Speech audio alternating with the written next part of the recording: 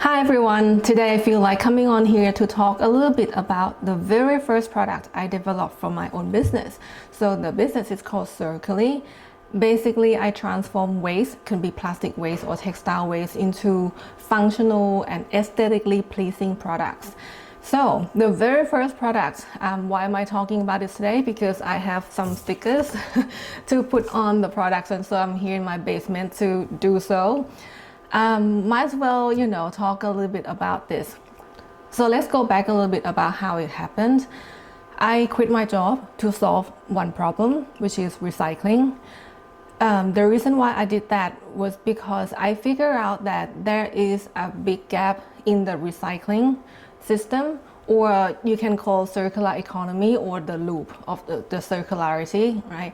And basically, recyclers process waste, in this case plastic waste, and they can do so up to a point, but they won't make money until someone buys the recycled materials off them and use that material into the new product or packaging, right? So we put that material back into the loop, and then it goes to consumer and discard and recycling and so on and so forth, right? But the current situation is that not many brand owners or manufacturers buy the recycled materials off the recyclers, and for that reason the recyclers don't make a lot of money doing that, and so there is not enough incentive for them to expand or increase the recycling rate, right? Because it doesn't make sense financially, and so why would they do it? That's why in Australia the recycling rate has been hovering around 8-9%, and last year it went up to 13-14%, something like that, which is good news, right? And if you look at other countries like the US or China or other countries like that, I haven't checked the latest numbers, but I checked that last year, and the number was like 6-7% of recycling rate. That means a huge amount. Like, we're talking about millions of tons of plastics go to landfill every year, or like other mean like downcycling or energy recovery. And so I thought, okay, how about I turn myself into the brand owner which buys the material, the recycled materials off the recyclers, and put these materials into products, right? So that's how it came about for me. And then I thought, okay, for the very first product, what should it be, right? And at the time I was thinking about plastic waste, and so I was thinking, okay, what if that product is an injection molded product? Why injection molding process for manufacturing process? Is because the cycle time is low and is the usual, or like one of the common methods to make products, plastic products. So I said, okay, molded plastic item, what would it be? Here's the thing, the plastic injection molding process requires a mold tool, which is like a block of metal. That is a mold for the plastic melt, the raw material, to be injected into the mold and solidifies, and that forms your product, right? Or forms the item. The mold that we're talking about is very expensive. So the upfront cost for injection molding process is very high because of the mold tool cost. The bigger the product you want to make, the bigger the mold tool you need. And the bigger the mold tool you need to make, the more costly it will be. And so now I'm limited to whatever item that is small as I can get away with in terms of investments. And it has to be functional, because sure, I could make, I don't know, a coaster or keychain or something like that, but I don't want like a display piece. I want an actual functional item that people use because of its function, right? And so I thought, okay, what would be small item made with injection molding process using recycled materials, and a lot of people can use, because I had to think about the customer side as well. And after like a month or two of thinking really hard what the item could be, I landed with the phone stand. Because here's my logic. Everyone has at least one phone. I'm sure there's someone that have more than one phone. I don't, I only have one. But literally everyone has a phone. And by that logic, that means like probably a lot of people that own a phone would want a phone stand, right? Because it's kind of phone accessory kind of thing. And so yes, that's the idea. And then I started looking into the actual design of the phone stand. A lot of phone stands that I have seen, or I own a few myself, there's some limitation. For example, it can sit your phone in one angle. So that means you cannot adjust how the phone sits on the phone stand, right? According to when you look at the phone. Another problem is that some phone stands do have different angle setting for your phone to sit on, but you can't charge your phone while you put that on the phone stand. Okay.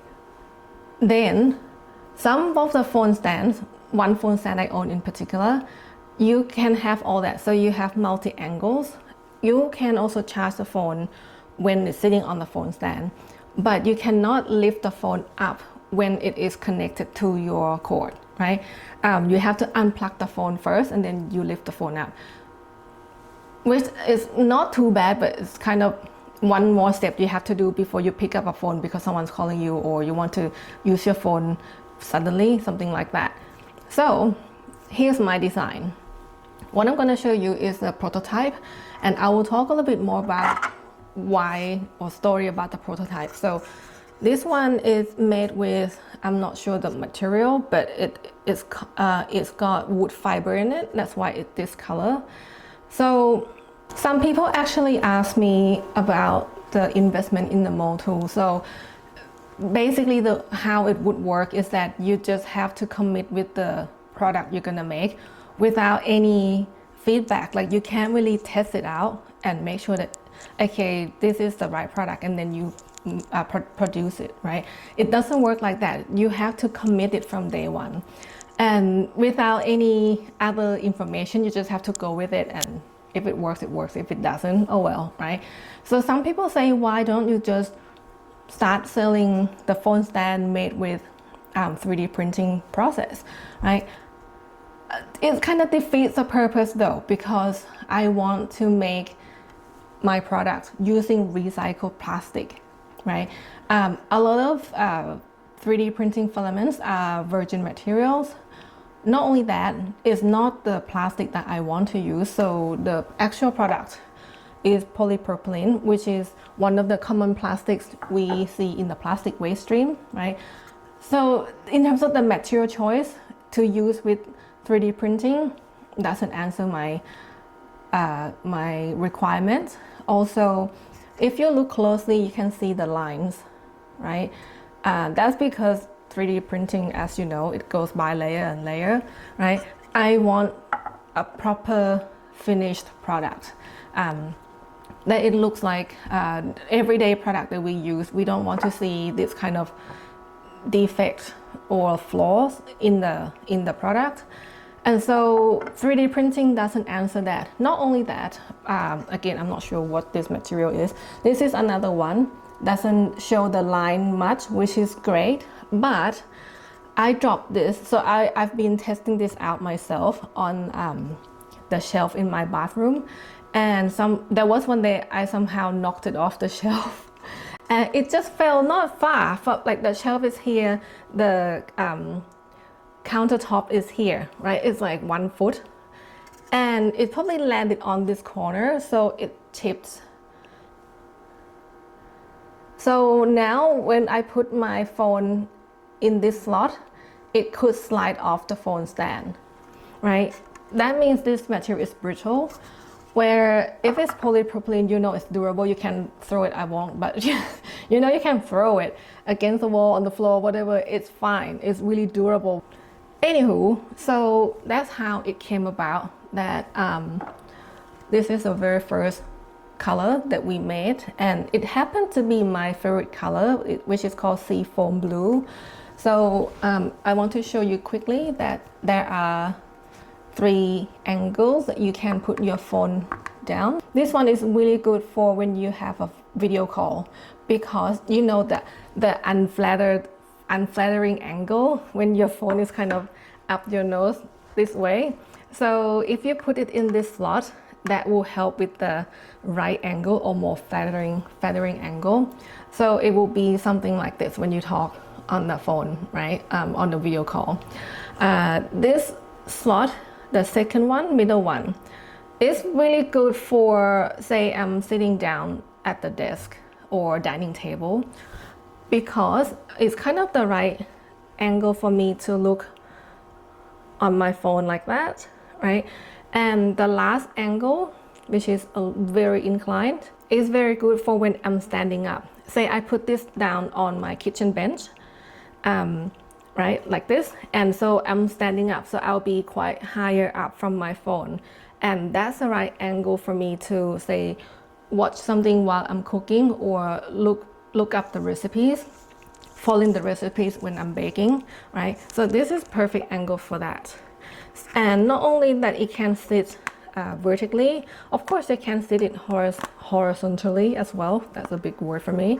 And the groove here is where you can charge your phone while you sit this on the phone stand, and it works for the middle slot and the outer slot, right?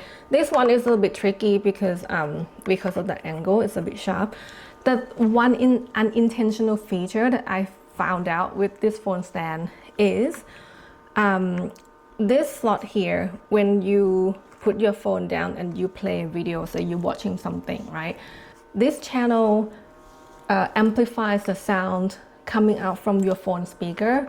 And so especially when you put this on a hard surface like a bench, a desk, a countertop, which is normally the surfaces that I use every day, right?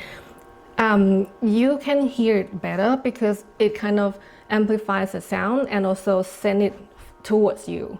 And so you can hear it better when you put it down and you listen to whatever you're watching and you do your thing, like you're studying, you even talking, like you're having a phone call with someone. You can hear the person's voice better, which is an intentional feature, but I'm happy to have it. The seafoam blue one is made from 100% recycled polypropylene. This wood look one is made with 100% recycled polypropylene again, but this time we added wood flour in it to make the wood look, which is very nice if you like natural look.